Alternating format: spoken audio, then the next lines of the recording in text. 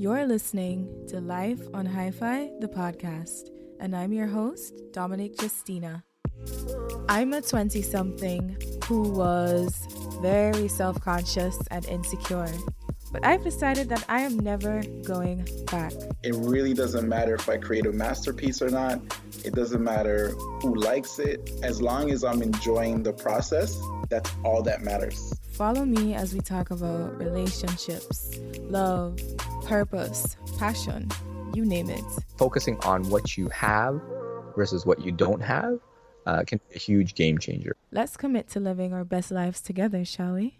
Where I wanted to speak to is the fact that when we talk about work ethic or just like being successful, you have to have a mindset where you're able to be business minded if you want this to be your livelihood as well.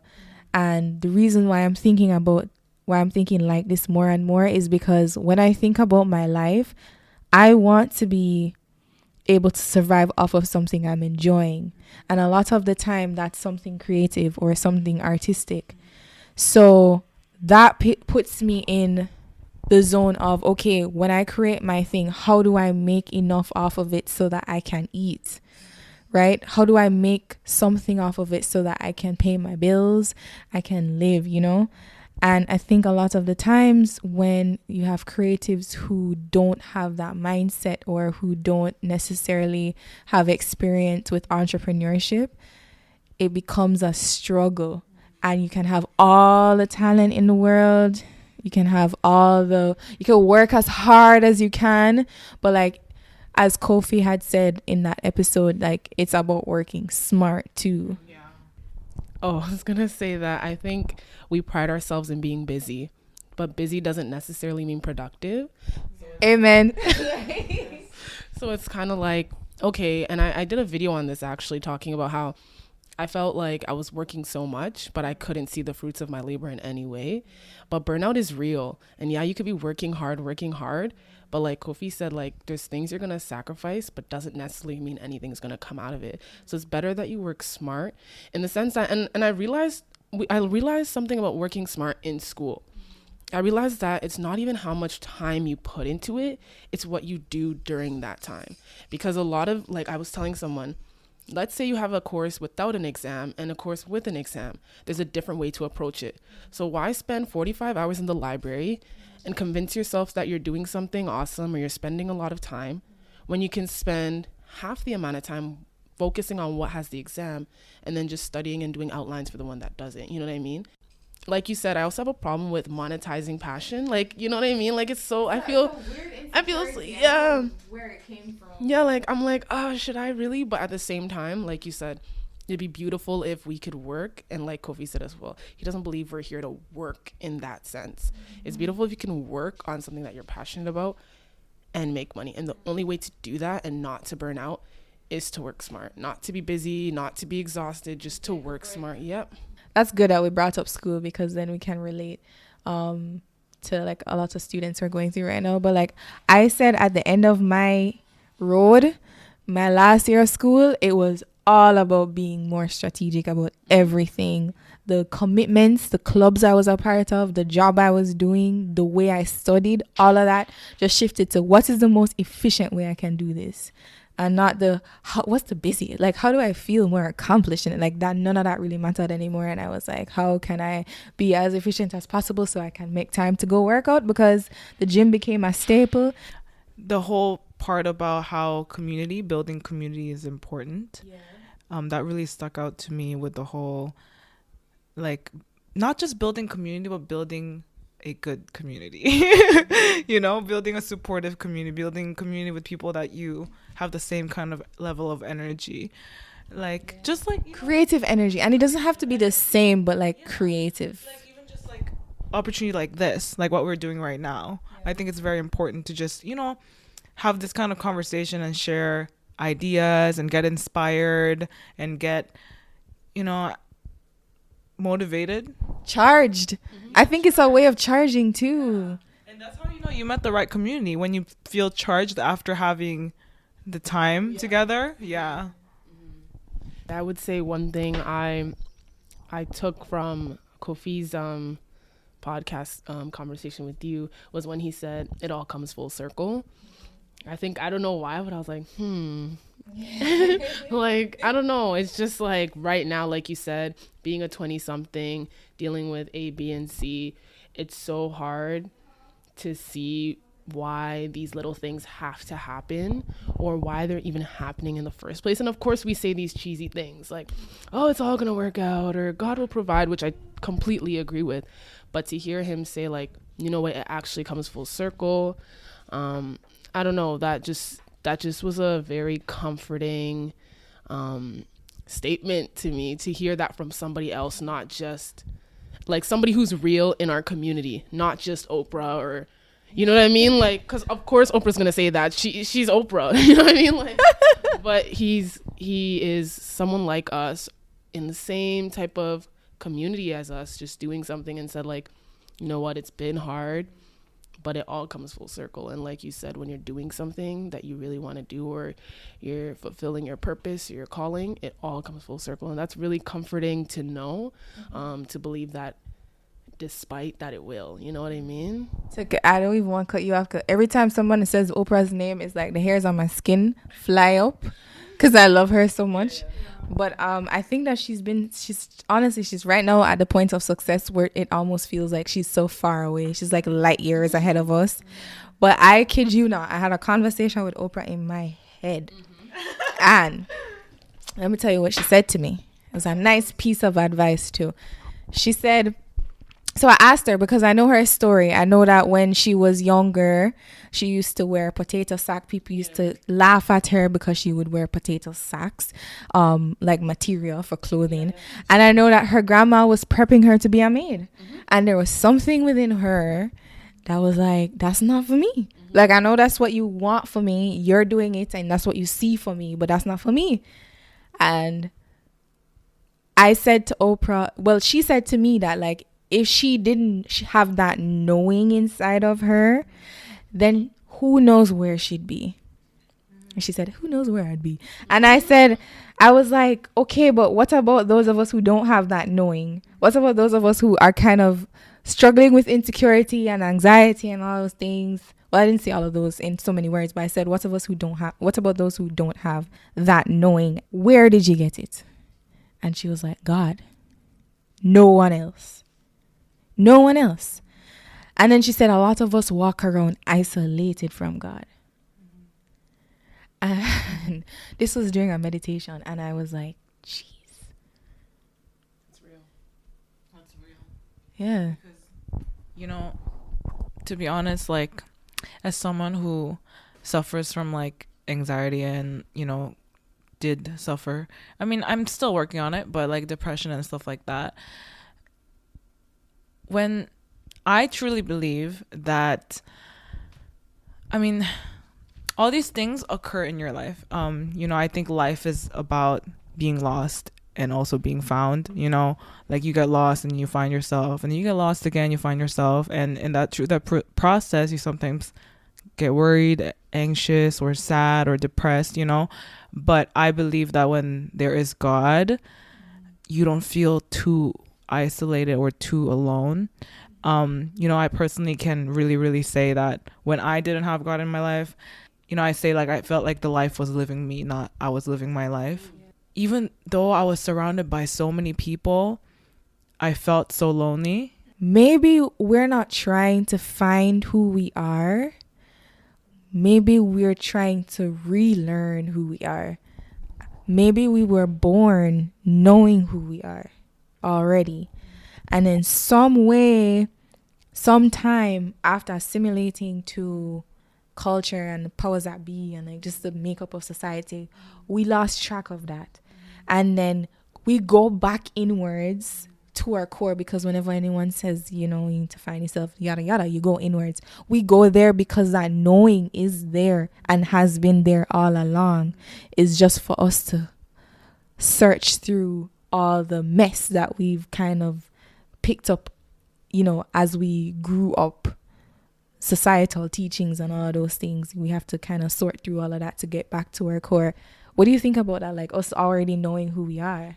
I think nobody can really 100% know who they are.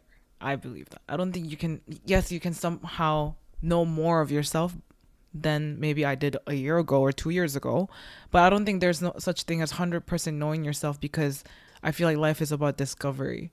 I completely agree with you in the term, like in the sense of relearning, just because I believe that everything that we are, everything our being, God already knew about it. God already kind of ordained it. But I think it's like half and half, because I was talking to my cousin. I was like, if I was living in Ghana right now, like, would I be the same? And my dad was like, probably, but not really. It's circumstance, really. It doesn't mean that it changes your very, very being, but it really does form how you operate, what you do. I don't think, though, that the fact that I like art, the fact that I like this and that would necessarily change, though. The way I can flourish, how far I can go, my reach, kind of has to do with my circumstances and where where I am in the moment. But I think, like, to an extent, but your core remains. And that's what I truly believe, that despite whether I was in Ghana, I was in London, whether I was in Canada, who I am and my passion and purpose would not change, because God has already ordained that on my life. But the way I would have been able to express it, whether I would have been able to express it, how my personality would have formed based on my circumstances, would have been completely different. So I may be different, but not different. Like, you know what I mean? And like, I can say this in like both spiritual and also scientific way.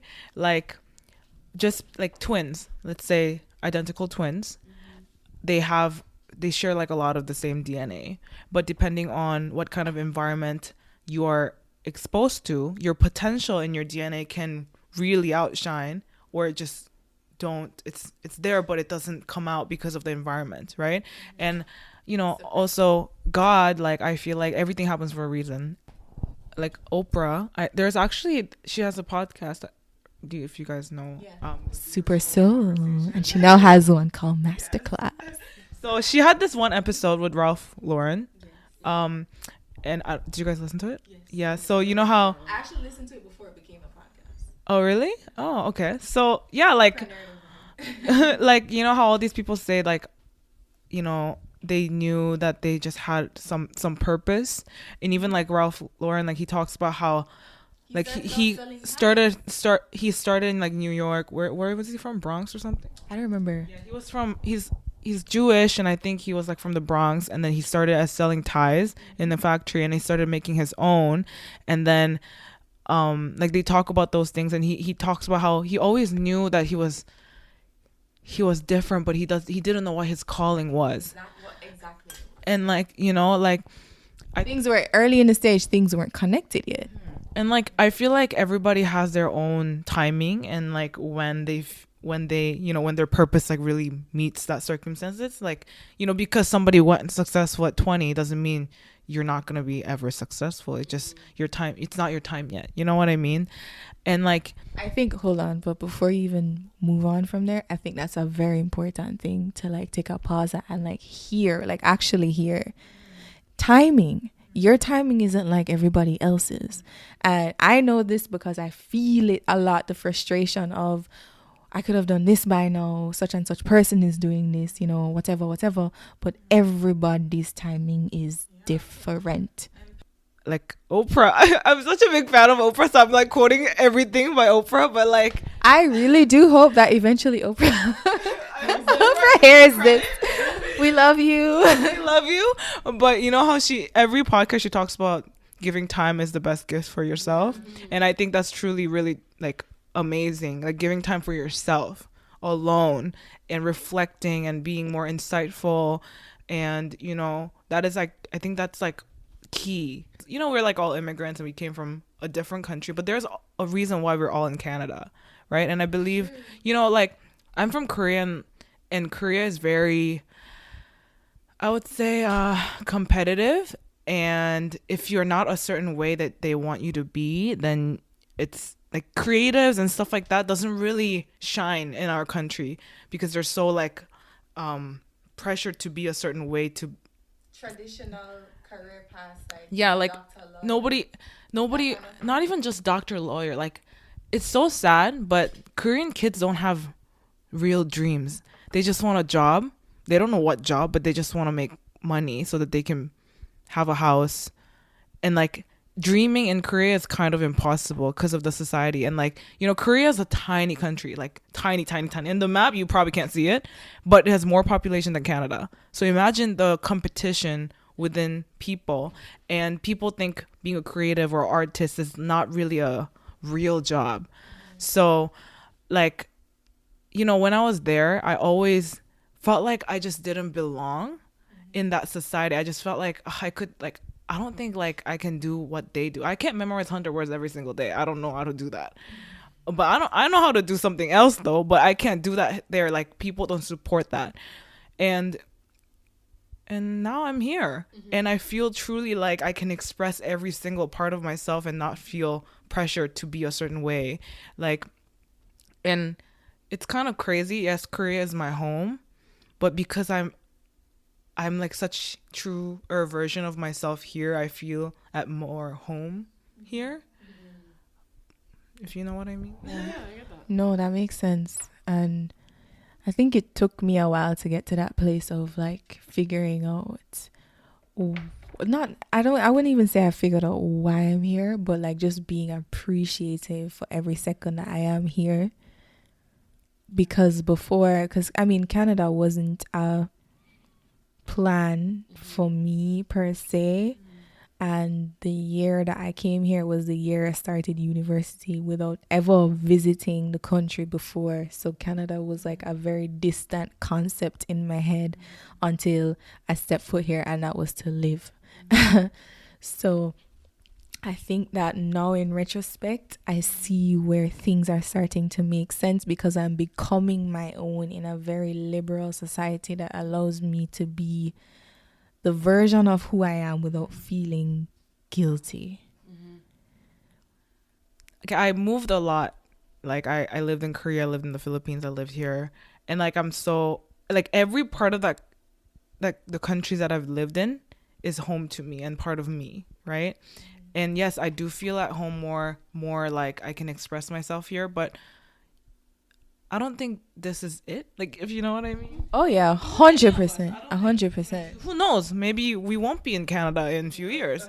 And then I think another thing is like at the end of the day, we'll become a version of ourselves where we'll no longer define who we are by the environment we're in. And so home becomes wherever we are. Home becomes us. Home becomes us. That's growth. Like, when you grow, home is not where you are. Home is you and who you are. And you feel at home wherever you go. I had a really interesting revelation. I think I shared it with you, right? And I was like on the way back from a concert. Big up Chronics, love him all day, every day. But I was coming from like a live jam session over the summer, and I was in the van and I was driving home, and it was just me. And I had this feeling of, I am home. And a voice said, welcome home. What took you so long? And it was like, it was me. And I don't even know how to really explain the feeling in words, but I felt like joy, like pure joy, knowing that like what I was searching for this whole time was always within. So whenever I felt like so whenever I was feeling kind of like antsy or anxious or nervous or like confused or whatever, it's always like, okay, bring it back. Home is within. And so now I walk around with that feeling of home. I am home. And it's been definitely, my phone is on. It's been refreshing, and it's been different. I think I've become more mature. It's definitely made me more mature, because now I'm carrying everything I need to carry. I feel like people look for things in their life that are missing from outside, but everything is within you. Like, let's say if you're insecure about something and you're trying to mask it, you have to figure out how to find that, like, master that insecurity and overcome it within yourself before anybody can tell you. It doesn't matter how many people tell you're beautiful. If you don't feel beautiful within yourself, you're never gonna feel it. No matter how many people, even though like even some celebrity tells you it doesn't matter. Tom Cruise can come down and tell you you're beautiful, and then in the moment you might smile, but when you're all alone, when you're all alone, you're not gonna feel beautiful because you don't feel beautiful about yourself. And taking your time, taking care of yourself, like before taking care of anybody. I think that's one of the mistakes I've made when I was younger. I mean like 1 year ago. Loving other people, giving other people, when you should give to yourself and love yourself before anybody. And you know, when you get to the point where like you really, really love yourself, quality that you give other people becomes even richer. But yeah, I can go on about self-love all day, every day. You know, and you call it self-love, I call it self-mastery, yo. And it's like, if you look on the like one of the taglines for this podcast is journey to self-mastery, because I feel like that's all I've been. It is what it is. That's what my journey has been about, like self-mastery. But like, you were gonna say something. Oh, what I was gonna say is, I think that's the original intention of creation, even, is that we have everything we need within us, despite circumstance, despite physical handicaps. We have everything we need to fulfill what we are calling in this life, our purpose. So I remember I was talking to someone, she's in a wheelchair, and it was a very unexpected circumstance that she found herself in.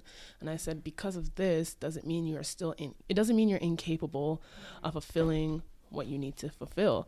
If we truly believe that all things work together for good, that things come full circle, that things happen for a reason, it means we are still able to fulfill what we need to fulfill despite these little physical things. So when she said, I am home, because we had talked about it, and you talked about it in more detail at the time, it resonated with me, because it was like, regardless of what I think, regardless of what's going around, everything I need to do what I need to do in this life and to even prosper, quote unquote, is with me, in me. And I was happy, and I told her, and I was like, I'm really happy that you've come to that conclusion, because I feel like you could be 90 and not even, you know what, I'm still on that journey right now. You know what I mean? I'm still on that journey trying to feel at home. And it was interesting, because I was like, why, or when do you get to a place in which you generally feel disconnected with yourself, and you don't feel like where you are, like you feel a disconnect with your own self, and you don't feel at home. I almost think when you say, why do we go through that thing of like being defined by external things and stuff, maybe it's a part of the human experience. And then our way of like going beyond that is when we tap into the divinity that's within us. So that's the difference between the divine and the human self, right? That's some food for thought. And you know what's funny? This conversation was completely spontaneous. My girls and I were just chilling, drinking wine, eating some pizza. And I was like, you know what? I'm feeling this. Do you guys mind if I bring out the mic? And they were very cool about it. They said yes. And if you enjoyed it, head over to iTunes and hit subscribe. And if you find it worthy of leaving a review, I'd really appreciate it. Keep up with Life on Hi-Fi on Instagram, Facebook, and Twitter at Life on Hi-Fi. And in the meantime, stay Gucci, stay fly, and keep creating.